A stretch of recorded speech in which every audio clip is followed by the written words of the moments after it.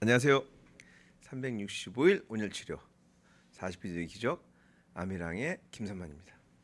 더위가 조금 한풀 꺾이는 것 같은데 그래도 늦더위 있으니까 너무 방심하지 마시고 오히려 가을 되면 모기가 좀 많이 기승을 부린다 그러더라고요. 그것도 어쩔 수 없죠. 자연의 이치니까 순응하면서 사는 게 우리 사람 인생이 아닌가 생각합니다. 이제 라방 한 지도 벌써 이제 1년이 꼬박 1년 돼가네요. 지금 제가 작년 10월 초에 했으니까 이제 한 달만 지나면 1년째 라방을 합니다. 1년을 이제 맞이하는 소감이 참 그 소회가 많은데요. 느낌도 많고 참 좋았던 거 또 실시간으로 이렇게 이제 우리 시청자분들을 특히 아미랑 시청자분들을 갖다가 만나게 되니까 너무 감사했습니다. 그러면 어, 본 방송에 이제 들어가야 되겠죠. 주기세 프센터 그 첨단 재생으로 실시간이 되니까 많은 분들이 이제 응원도 해주시고 그다음에 질문도 많으시더라고요. 최근에 뭐 진짜로 주기세포가 암 치료에 도움이 많이 되느냐, 이제 일본 안 가도 되느냐, 뭐 여러 가지 등등. 그다음에 과거의 이제 치료와 뭐 새로운 치료들이 뭐 발전된 게 뭐 있느냐. 많이 질문이 있습니다. 그래서 오늘은 그 부분에 대해서 조금 언급을 좀 약간 아주 전문가적이지 않지만 그래도 조금 더 심도 있게 제가 한번 첨단 재생으로 실시간 지정을 축하하면서 얘기 드리도록 하겠습니다. 네, 그러면 지난번 이제 질문 먼저 보고 가도록 하겠습니다.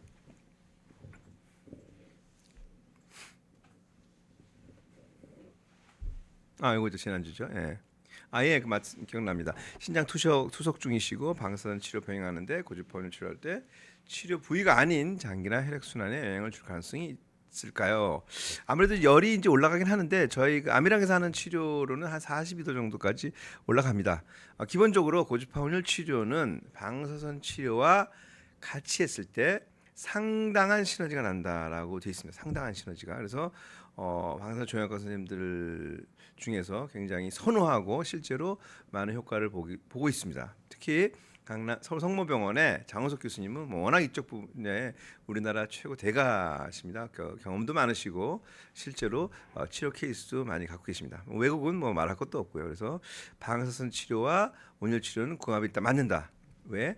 방사선 치료가 효과를 보기 위해서는 산소가 좀 있어야 되거든요 주변에. 그걸 갖다가 고주파 온열을 통해서 산소 암 조직으로 산소 포화도가 좀 올라가게 됩니다. 그런 것도 있고, 그러니까 그러다 보니까 방사선 치료에 감작제다. 그러니까 방사선 치료가 잘 도움이 될 수 있도록 해준다는 게 있고요. 그 다음에 그 시점이 그러면 방사선 치료 전이냐 후냐에 대한 논쟁이 많았는데 최근까지의 그 정설에 의하면 그렇죠. 여러 연구에 의하면 방사선 치료를 먼저 하든 온열 치료를 먼저 하든 상관없다.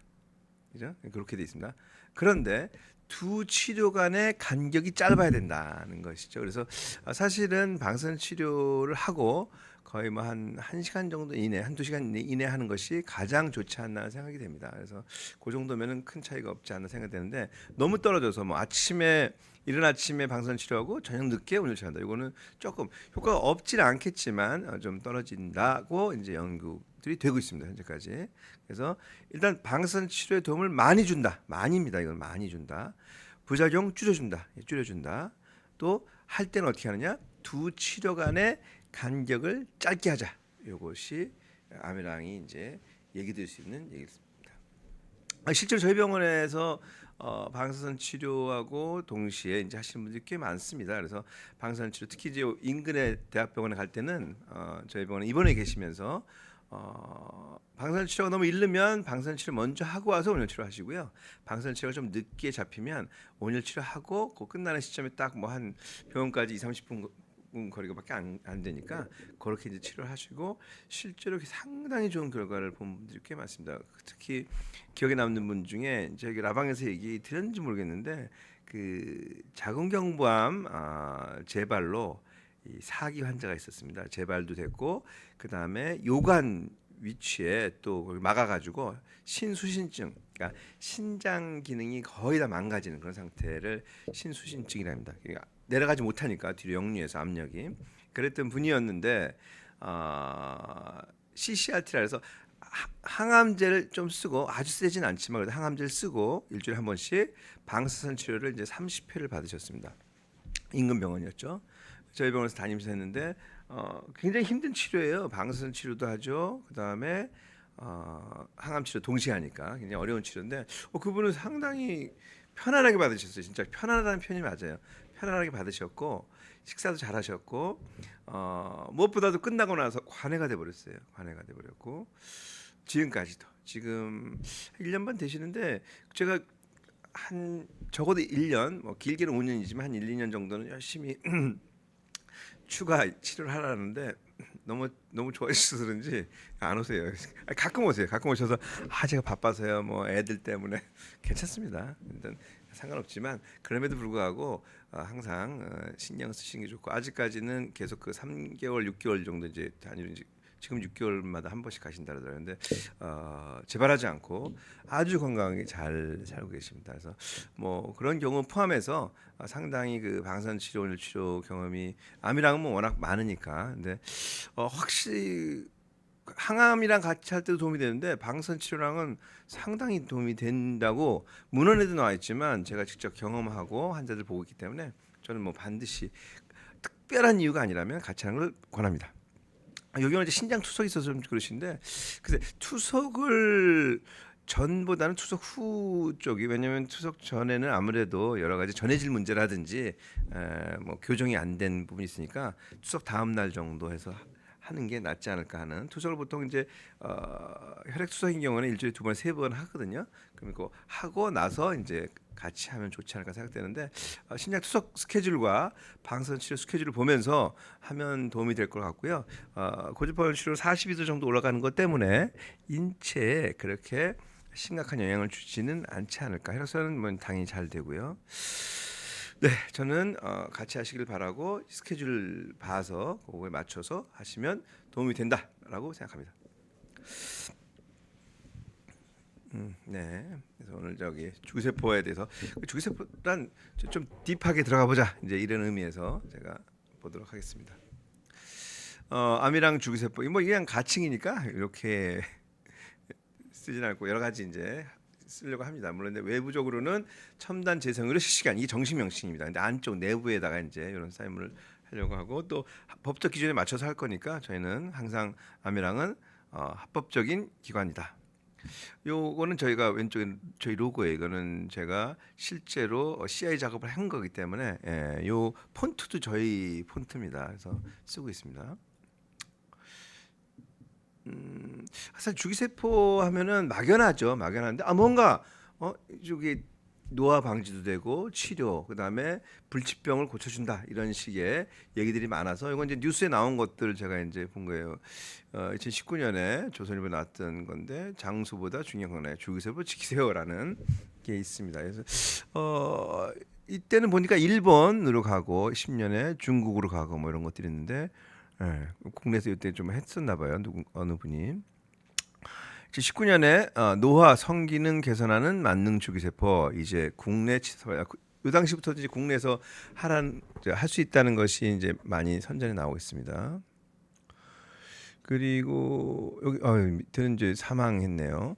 일본, 중국 주기세포 원정 시술 뒤 잇따라 숨져 현지 추적. 2013년 당시 유방암 환자였던 암 환자들이 주기세포 맞으러 많이 가는 것 같아요. 브로커들이 꽤 있다는 얘기를 들었습니다.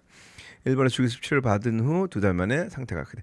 사실은 암 때문에 돌아가셨는지 주기세포 돌아가셨는지 모르겠지만 어찌됐거나 치료적인 목적으로 갔다 와서 했기 때문에 상당히 이제 그 문제가 있지 않나 하는 생각을 합니다. 어때도 주기세포 치료 빠를수록 좋다. 지방 주기세포를 한다는 얘기 같고요. 그다음에 또 비슷한 시점에 혈관성 치매도 이제 연결되고 우리 무릎 연골 환자들 많지 않습니까? 무릎 연골에 대해서 치료 가능한지 등등 해서 자가 뭐 이런 식으로 이제 많이 하고 있습니다.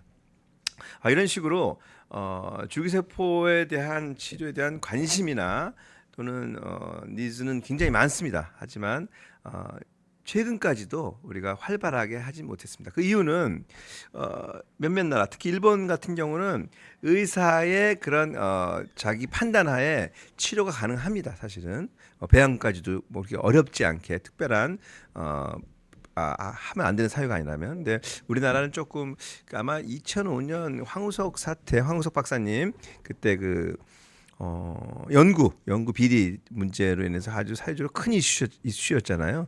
그 당시에 너무 크게 우리가 몸살을 앓았기 때문에 굉장히 보수적입니다. 일본보다 훨씬. 뭐 일본이나 유럽이나 미국은 굉장히 많이 특혜를 주고 특별히 문제만 되지 않다. 문제 되면 책임을 진다 한 사람이. 하지만 그렇지 않다면 적극적으로 권장하는 편이고, 우리나라는 일단 규제 쪽으로 많이 이제 해왔습니다, 지금까지. 근데 최근에 이거 안 되겠는 거예요. 이 주기습이라는 그런 의료계의 굉장히 중요한 부분인데 앞으로 미래 먹거리거든요. 근데 지금 우리랑 거의 비슷했던 수준의 일본이라든지 뭐 유럽, 미국들이 막 앞서 나가고 규제도 풀고 하는 상황에서 저희도 첨단 재생의료법이라는 법이 한 6년 전에 나왔는데, 법이 있으면 뭡니까? 또 규제가 또 많이 들어가거든요. 그럼에도 불구하고 올 2월에 드디어 굉장히 많이 이제 진일보 했죠. 아직도 좀 더 하면 좋겠는데 저희 입장에서는. 근데 의료기관에 좀 맡겨주고 했으면 좋겠는데, 어찌됐거나 지금 현재 한국도 주기습 시장이 조금 열리고 있다. 좀 더 본격적으로 연구되고 있다.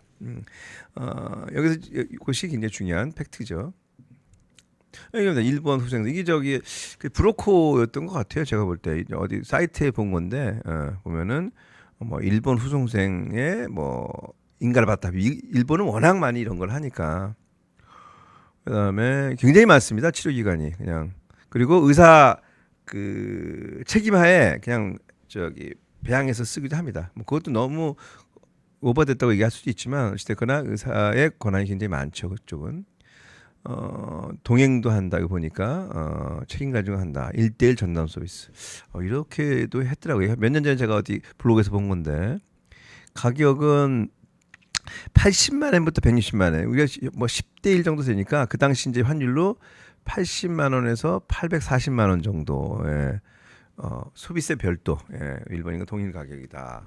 뭐 이렇게 됩니다.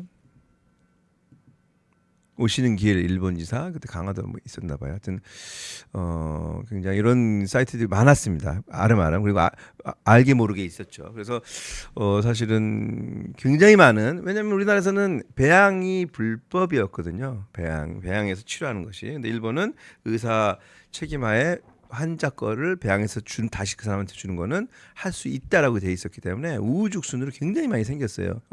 뭐 거의 신청만 하면 허가 날 정도의 수준으로, 제가 알기로는 1,000개 넘은 걸로 아는데 그 당시만 해도. 그래서 그쪽으로 이제 갔고, 그러다 보니까 원정, 우리나라에서 안 되니까 원정 주기세포를 피를 뽑아서 그냥 거기 있는 걸 조금 빼내서 준다. 이것도 효과가 없진 않지만 배양이 굉장히 중요한 부분이거든요. 또 물론 다른 여러 가지 생각할 요소는 있지만 어찌됐거나 원정 일본이나 중국을 갔을 때 이제 돈 쓰고, 효과는 글쎄 모르겠어요. 효과는 사실 주기세포 치료가 미래의 먹거리도 되고 사실 굉장히 앞으로 발전 가능성이 높은 그런 의료 분야이지만 아직까지는 아주 일부 부분에만 이제 국한돼 있고요.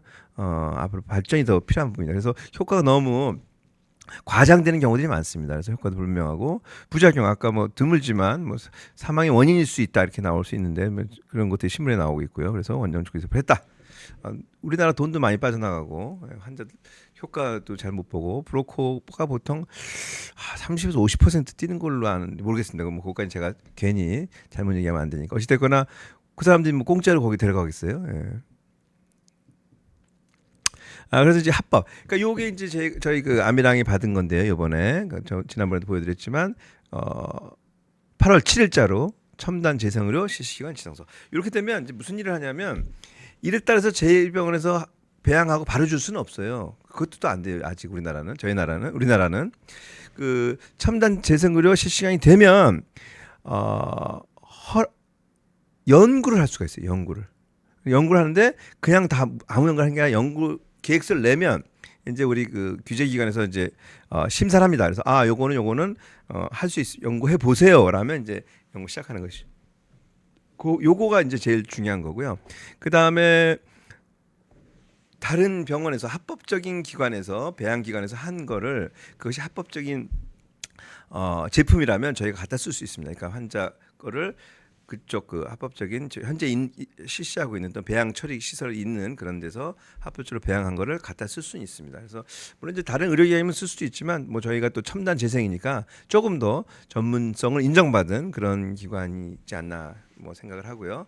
그렇기 때문에 좀 철저하게 그런 부작용도 관리하면서 또 합당한 그런 금액으로 이제 치료할 수도 있습니다. 그래서 그 부분도 이제 지금 계속 저희가 주의 깊게 이제 찾아보고 있습니다. 무엇보다 가장 중요한 것은 합법적으로 연구한다. 근데 주기세포가 다 연구를 할 수 있는데 그럼 암이랑 어떤 연구를 할 거냐? 여기 보시다시피 암 치료 연구를 하겠다는 것이죠. 사실 암에 대해서는 이런 부분이 임상이 연구가 많지 않습니다. 제가 하고 싶은 연구는 결과적으로 암 환자분들이신데 컨디션이 나쁘진 않으세요. 하지만 그럼에도 불구하고 큰 대학병원이나 종합병원에서 더 이상 치료 약물이 없다는 분들이 있습니다. 간혹 가다가 그런 경우에 그럼 이분이 사시는 날이 얼마가 될지 모르겠지만 치료를 하나도 못 해보고 할 수는 없잖아요. 그렇다고 해서 기존에 있는 여러 가지 치료들, 온열 치료, 그다음에 고용량 비타민 C, 고압산소 치료 물론 이것도 하겠지만 만약에 이런 부분에 대한 연구가 더 필요하다면 제가 좀 그 아미랑에 앞장서서 한번 해보려고 하고요. 아직까지 국내외 쪽으로 이렇게 주기세포를 이용한 암치 연구가 성공적이지는 않은 것 같습니다. 그래서 조금 더 저희는 또 다른 그런 어떤 제형으로 지금 시도하는데 얘기 드리도록 하겠습니다. 이거 이제 노벨의학상 뭐 갑자기 이게 왜 났냐 그러는데 제가 그냥 한번 본 거예요. 2011년, 12년, 13년 했는데 여기 중에 이제 12년에 여기 보면 이제 나라가 가로치고 있는 나라예요. 11년에는 미국, 프랑스, 캐나다, 12년에는 영국, 일본, 미국, 2016년에는 일본 사람이고 18년에는 미일. 그러니까 요한 10여 년 사이에 일본인 의과학자들이 노벨 생리의학상을 수상했습니다. 3명이나. 우리나라는 없죠. 제로죠 아직까지. 좀 안타까운데 사실 요 2012년에 그 야마나카 신야라는 그런 정형외과 의사예요. 이분은 정형외과 의사인데 역부나 기술을 통해서 노벨상을 받았습니다.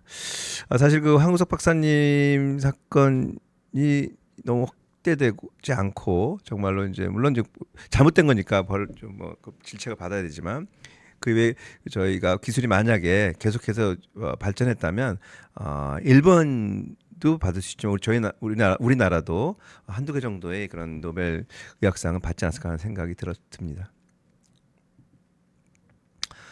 이분이 야마나카 신야예요. 그 왼쪽에 안경 쓰신 분, 왼쪽에 안경 쓰신 분. 이분이 2012년에 노벨상 받고 정형외과 의사인데 그러니까 사실 그 과라는 거에 너무 이게 국한돼 가지고 자기 자신이 좁아지면 아무것도 못 하거든요. 정형외과 의사면 저기 뼈 부러진 거 수술하셔야지 왜 이런 주기세포 분야로 가셨을까 하는 생각도 있지만 그게 아닌거든요. 자기가 어떤 걸 열심히 하냐에 따라서 우리는 할 수 있다. 어쨌거나 또 여담이었고 이분이 본인이 스스로 얘기한 거 이게 2017년인가 18년에 얘기하셨던 내용 같은데 재생의학의 미래는 엑소점이다. 이게 엑소점이라는 게 뭐냐면 주기세포, 그러니까 세포 치료가 정말로 우리가 환자한테 도움이 되는 것이냐 세포에서 나온 물질이냐의 개념이거든요.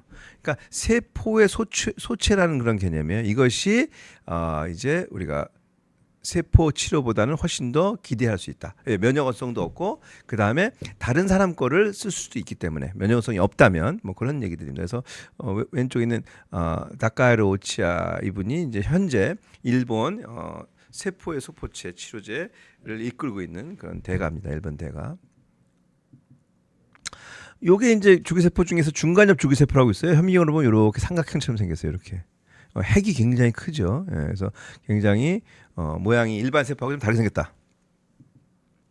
요게 이제 주기세포 특징이에요. 요 두 가지만 보시면 아는데 자가재생성과 분화능. 그러니까 자가재생성은 스스로 똑같은 놈을 계속 만들어낼 수가 있어요. 그러니까 써도 계속해서 고갈되지 않고 계속 나온다. 그런 뜻이고요. 분화능. 그러니까 그 단계에 따라 다른데 전지전능은 수정란이죠. 수정란은 사람이 돼버리잖아요. 그냥 분화된 게. 근데 물론 그 단계가 밑으로 내려오면 하나의 역할이나 몇 개의 역할만 할 수 있습니다. 어느 단계에서 뽑아내냐에 따라서 주기세포의 그 능력이 달라집니다. 어찌됐거나 이 두 가지만 이제 오늘 주제 중에 기억하시면 될 게 자기 재생성과 분화능이다. 그걸 제가 어떻게 보통 표현했냐면 이렇게 손오공이 분열되듯이 얘가 쓰고 또 없어져도 또 계속 만들어낸다 이런 뜻이고요. 맥가이버처럼 맥가이버는 잘 모르실 텐데 맥가이버라고 있습니다. 옛날에 제가 좋아했던 배우입니다. 뭐든지 다 하는, 뭐든지 다 될 수 있다 이런 뜻이죠. 그래서 이제 요게 그 위키피디아에 나온 사진인데 제일 왼쪽에 위쪽 상단에 있는 게 수정되는 것이죠. 정자가 난자에 들어 수정이 되면 이때부터 쭉 분해돼서 10개월의 사람이 되는데 그 단계마다 이게 그 능력이 다 달라지는 거예요. 조금 더 지나면 하나로밖에 능력이 없는 거고 위쪽으로 가면 여러 가지 능력이 있는 거고 아예 수정란은 사람 만드니까 다 만드는 거죠. 우리 몸 세포를 그런 식으로 능력이 단계가 있다. 그래서 이제 이렇게 처음에 1번이라는 세포, A라는 세포는 줄기세포고 B는 전구세포고 C는 분화세포. 분화된 세포라는 것은 더 이상 분열하지 않고 시간 되면 죽는다는 뜻이에요. 그러니까 이렇게 노란색으로 된 거는 C는 분화세포예요. B는 그 전 단계 세포예요. 그러니까 줄기세포가 있으면 줄기세포가 이렇게 분화되면서 또 줄기세포로 또 똑같은 게 계속 만들어지죠. 이제 그러다가 줄기세포가 하나는 줄기세포고 하나는 전구세포 되면 이 전구세포는 조금 기능이 떨어지는 거예요.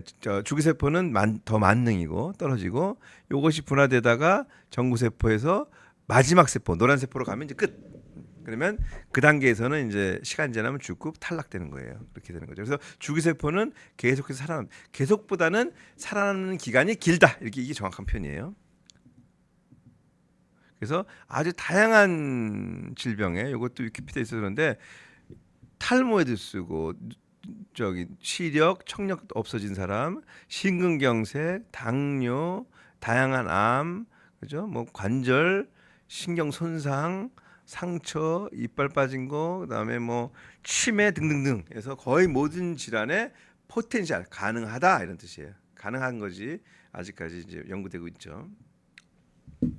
이것도 되게 중요한 얘기인데 세포냐 아까 그 야마나카 신야라는 분이 앞으로는 배양액이다. 왜냐하면 세포를 보는데 이 세포가 제대로 작동하는지 알 수가 없는 거예요. 그리고 그 세포보다 혹시 배양액에 더 좋은 그 기능이 있다면 그 배양액 치료가 맞지 않나는 얘기를 하신 거고요.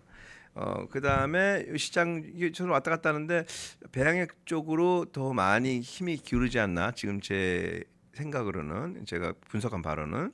그리고 자가와 동종이 있습니다. 이거는 자가는 내 거 뽑아서 내 거 배양하는 거고요. 동종은 다른 사람 거 건강한 사람 거를 뽑아서 배양해서 나한테 주는 거죠. 아픈 사람한테. 그래서 요 때는 가장 중요한 게 동종이 됐을 때는 산업화가 되는 게 맞고요. 하지만 거부 반응이라는 면역 원성에 문제가 있거든요. 면역 원성을 해결하냐가 상당히 중요합니다. 제가 연구하고자 하는 분야가 바로 면역 원성이 없는 동종 치료 배양액 임상입니다. 조직이 노화하면 이렇게 끝에 텔로미어라는 게 자꾸 끊어지면서 이제 결과적으로는 이제 사망하게 되는 것이죠. 그래서 이제 요 빨간선 밑으로 내려오면은 병이 걸리는 거예요. 근데 요 소마틱 셀이라는 건 일반 세포고 이게 스템 셀이 줄기세포예요. 줄기세포는 좀 천천히 줄어들어요. 그리고 이 일반 세포는 시간이 되면 이제 딱 줄어들어서 끝나는데 만약에 부족해지면 이 스템 셀이 수리공이거든요. 그러니까 한 번 만들었다고 그 건물이 그냥 계속 가는 게 아니잖아요. 중간중간에 고장도 나고 수리도 하는데 그 수리공들이 줄기세포예요. 쉬고 있다가 신호가 오면 수리하러 가요. 분열해가지고. 근데 어차피 이 세포들 줄어들어요. 그러다 보니까 우리가 여러 가지 그 노화도 되고 암도 오고 그러는 것이죠. 그래서 요 줄기세포를 중간중간에 준다든지 배양액을 주면 이런 노화를 지연시키고 질병 갖다가 회복시키지 않을까 하는 것이 줄기세포 치료의 핵심입니다.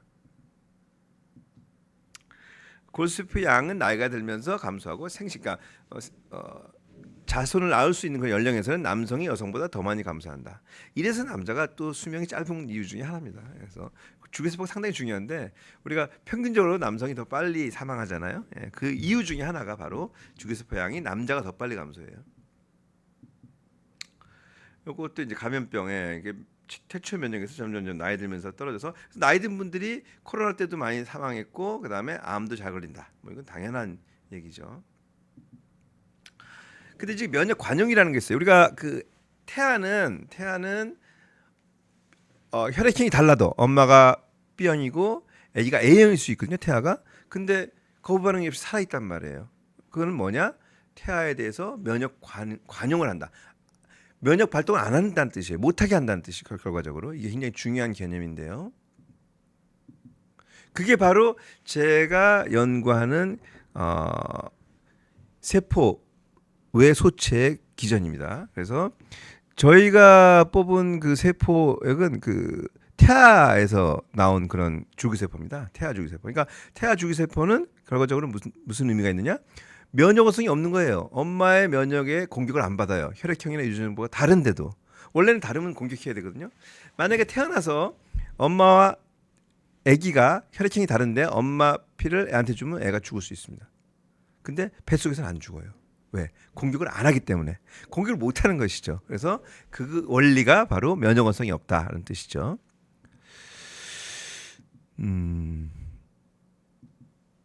예, 그래서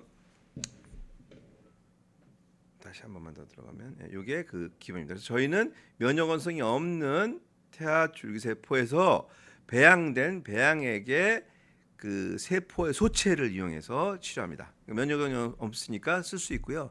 그 안에 있는 세포의 소체는 상당히 기능이 많습니다. 특히 암 관련된 내용 정보가 있거든요.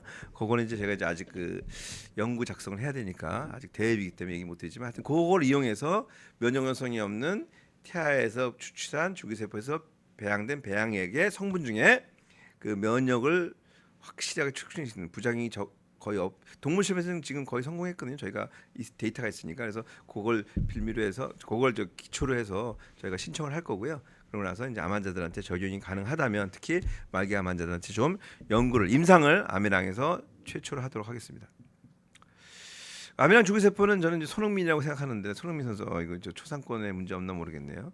손흥민 선수를 이제 배양이니까 많이 배양돼서 물론 이제 세포일 수도 있지만 세포액이죠. 그래서 일반적인 축구 조기 축구회가 아니라 아주 특별화된 기능이 많은 능력 있는 그런 세포들을 뽑아서 그게 태아 줄기세포라고 저는 생각하고요. 거기 있는 거에서 배양을 해서 배양에서 나온 그 능력치를 갖다 딱 쓴다. 이렇게 이제 하시면 뭐 정확한 이해가 되지 않을까. 비교적 정확한 이해가. 그래서 굉장히 제가 좋아하는 선수입니다. 환자들이 가장 두려워하는 질병이 뭐냐 하면 바로 암, 뇌졸중, 치매죠. 최근에는 특히 치매 환자들이 많이 늘고 있습니다. 풍 환자들 많이 늘고 해서 그 뇌졸중 환자, 뇌졸중이죠. 풍은 또 우리 한의학 용어니까 거기다 비슷한 얘기지만 뇌졸중 환자, 치매 환자들이 많이 늘고 있고 암 환자는 뭐 당연히 어마어마하게 늘고 있습니다. 그래서 굉장히 두려운 병이고 그다음에 후유증이 많이 남는 병입니다. 저는 사실은 패러다임 전환을 통해서 예방과 항노화 쪽을 많이 준비하고 있습니다. 그럼에도 불구하고 환자들을 또 고쳐야 되니까 임상 쪽을 하려고 첨단 재생으로 취식기간을 지정받은 것이고요. 그래서 암이랑은 환자 치료도 물론 하지만 그런 예방이라든지 항노화 부분도 조금 더 열심히 노력해서 앞서 나오자 합니다. 네, 여기까지 말씀드렸습니다. 네, 좀 길고 좀 지루하셨겠지만 또 그래서 너무 이게 쉬운 얘기만 하면 누구나 할 수 있는 얘기 왜 하냐고 저번에 누가 그러시더라고요. 그렇지 않다. 그러니까 근데 그 실제 아주 디테일한 그 깊숙한 것은 또 이제 저희 대회비니까. 이거 지난번 질문이네요. 오늘. 그래서 그렇지 않으면 줄기세포를 왜 갖고 나왔냐? 그냥 줄기세포에 대한 얘기들 많이 하시더라고요. 그래서 근데 줄기세포 치료를 원장님 안녕하세요. 줄기세포 치료를 암 치료에서 사용하는 게 국내에서도 합법적으로 받을 수 있나요? 또 암 치료의 주류가 될 수 있나요? 사실 암 치료에 대해서 합법적으로 승인난 제품은 없습니다. 네, 없습니다. 그리고 주류가 될 수 있을 거라고 생각합니다. 이게 제가 지금 현재 시점에서 제가 드릴 수 있는 얘기입니다. 근데 이제 사실 일본도 합법적으로 없거든요. 근데 그냥 가시더라고 다. 그래서 그럼에도 불구하고 그러면 도움을 줄 수 있냐? 좀 조심스럽습니다, 사실. 그래서 연구 쪽의 부분이 더 많이 진행돼야 되고 사실 암보다는 저는 재생의료 쪽, 특히 이제 그 무릎 관절이라든지 또 다른 재생의료 쪽에는 조금 그래도 연구가 더 많이 돼 있는데 암 쪽은 합법적으로 할 수 있는 기관이 없습니다, 제가 알기로는. 암이랑 연구하도록 하겠습니다. 네, 오늘도 긴 시간 얘기 주셔서 감사드리고요. 무더위에 이제 다 지나가니까 선선한 운동도 좀 하시고 그러셨습니다. 암 환자 운동 꼭 하셔야 돼요. 운동은 항암제입니다. 네. 지금까지 암이랑의 김선만이었습니다.